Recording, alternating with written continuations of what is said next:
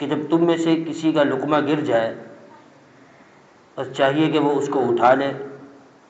اور جو مٹی وغیرہ اس پر لگی ہے اس کو دور کر لے اور کھا لے، اور اس لقمے کو شیطان کے لیے نہ چھوڑے، اور اپنے ہاتھ کو رومال سے صاف نہ کرے یہاں تک کہ وہ اپنی انگلیوں کو چاٹ لے، اس لیے کہ پتہ نہیں ہے کہ کھانے کے کون سے حصے میں برکت ہے۔ ایک اور روایت میں ہے کہ شیطان تم میں سے ہر ایک کے ہر کام کے وقت حاضر ہوتا ہے، یہاں تک کہ جب تم کھانا کھاتے ہو شیطان اس وقت بھی حاضر ہوتا ہے، اور جب تم میں سے کسی کا کوئی لقمہ گر جائے بس اس کو چاہیے کہ اس پر جو مٹی لگی ہے اس کو ہٹا لے اور اس کو کھا لے، اور اس لقمے کو شیطان کے لیے نہ چھوڑے۔ یہ بات بھی نبی علیہ الصلوۃ والسلام کی سنتوں میں سے ہے۔ ایک تو کھانا اتنا پلیٹ میں ڈالا جائے جتنا کھانا ہے، اس سے زیادہ نہ ڈالا جائے۔ عموماً گھروں میں تو اس پر عمل ہو جاتا ہے، لیکن شادی بیاہ کے موقع پر یا کسی دعوت کے موقع پر اس پر عمل کرنا مشکل ہو جاتا ہے۔ لوگ شادی بیاہ کے موقع پر پلیٹ پوری بھر دیتے ہیں اور کھاتے نہیں ہیں۔ دو نقصان ہوں گے، ایک تو کھانے کا ضیاع ہوگا، رزق کا ضیاع ہوگا،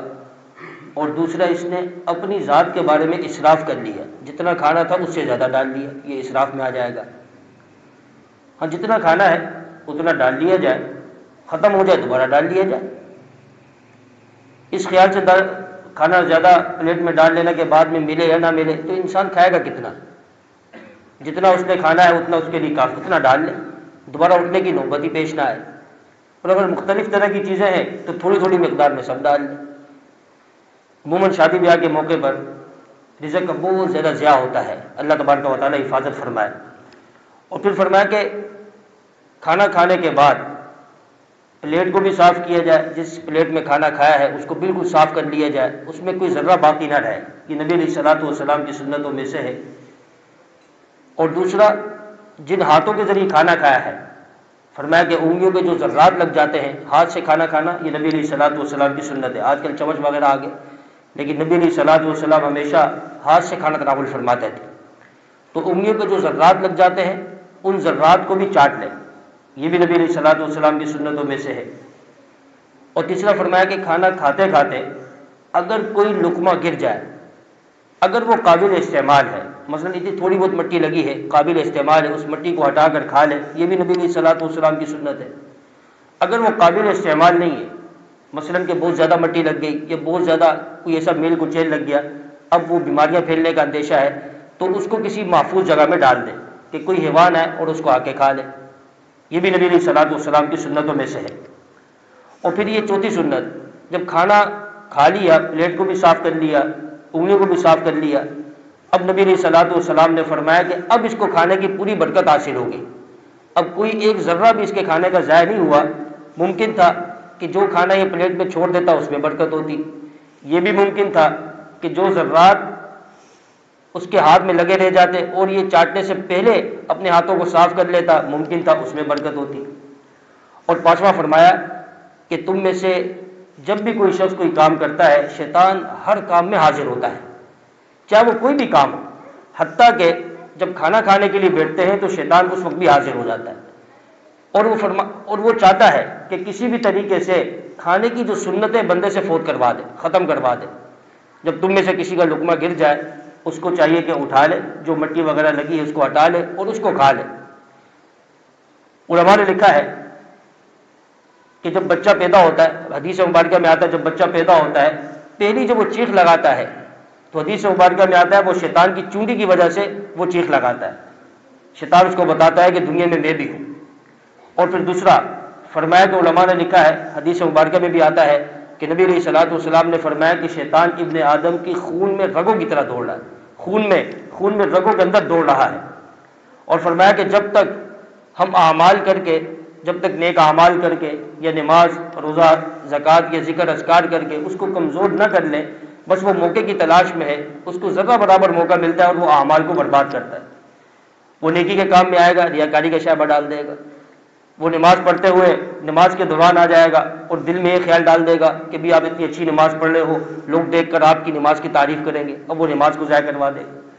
یا کوئی آدمی صدقہ و خیرات کر رہا ہے، اس وقت وہ آ جائے گا کہ لوگ آپ کے بارے میں کہیں گے بہت بڑا سخی ہے، غریب پرور انسان ہے، غریبوں کی دیکھ بھال کرتا ہے، ان پہ خرچ کرتا ہے، وہاں آ کر شائبہ ڈال دے گا۔ ہر نیک عمل میں شیطان آئے گا اور اس عمل کو برباد کرنے کی کوشش کرے گا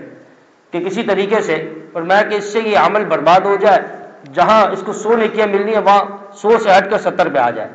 100 سے ہٹ کر 50 پہ آ جائے اور 40 پہ آ جائے۔ تو فرمایا کہ ہر ایک عمل کا طریقہ الگ ہے۔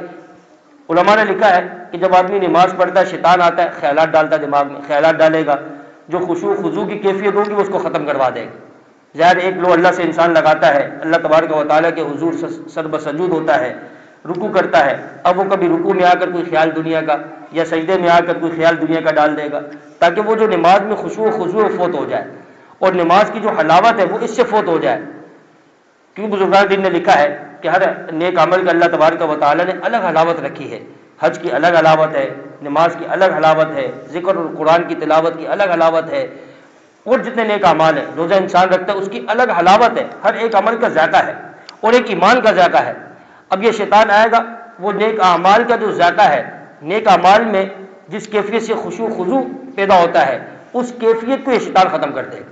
تاکہ وہ کیفیت ختم ہو اور یہ نیک اعمال اگر تعدیر کرتا اس کو مختصر کر دے۔ کئی دفعہ ہوتا ہے کہ نیت ہوتی ہے کہ میں طویل نماز پڑھوں، ایسا کوئی خیال ڈال دے گا نماز مختصر کرنی پڑ جاتی ہے، نماز کو مختصر کرنا پڑتا ہے۔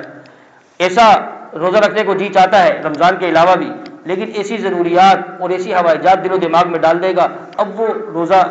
رکھا ہی نہیں جائے گا کہ کل مجھے فلاں کا جگہ جانا ہے، فلاں کام ہے، فلاں کام ہے۔ یہ سب شیطان کی طرف سے۔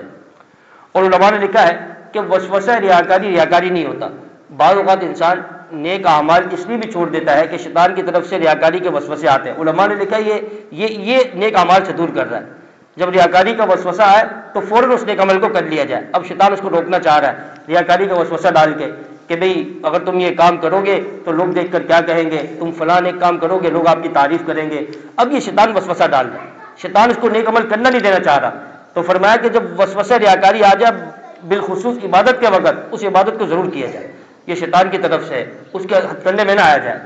تو فرمایا کہ نبی علیہ الصلوۃ والسلام کی بڑی سنتوں میں سے ہے کہ کھانا کھاتے ہوئے اگر کوئی لقمہ زمین پر اتفاقی طور پہ گر جائے، اس کے اوپر سے مٹی ہٹا کر اگر قابل استعمال ہے تو اس کو استعمال کیا جائے، اور پھر اس قابل استعمال نہیں ہے تو پھر اس کو کسی ایسی محفوظ جگہ میں ڈال دیا جائے کہ کوئی حیوان آ کر اس کو کھا لے۔ اور پھر دوسرا کھانا کھانے کے بعد فرمایا کہ اس وقت تک ہاتھ نہ دھوئے جب تک کہ وہ پلیٹ کو صاف نہ کر لے اور اپنی انگلیوں کو صاف نہ کر لے۔ اللہ تبارک و تعالی عمل کی توفیق نصیب